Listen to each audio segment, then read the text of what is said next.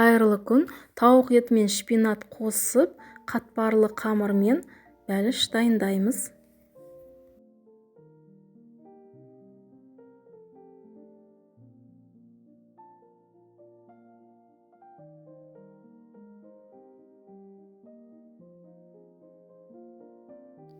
Тауықтың төс етін ұзыншалап, жұқалап немесе төртбұрыштап турасақ та болады.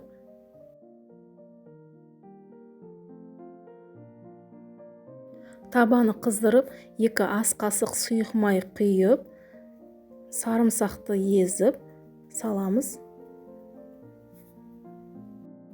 Тауықтың төс етін салып, араластырып қуырамыз.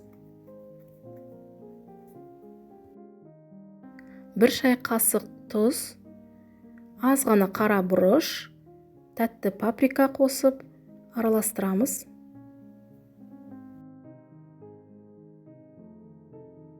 Шпинатты қосып, шпинаттың суы шыққанша 1 минуттай ғана қуырып аламыз.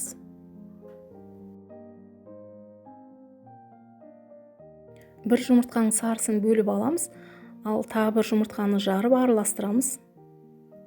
Қатпарлы қамырды ертіп жайып, шпинат пен тауықтың етін салып,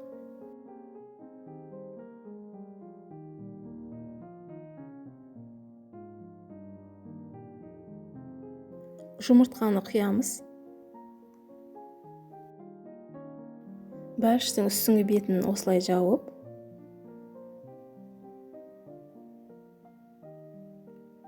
бір жұмыртқаның сарысын жағып шығамыз.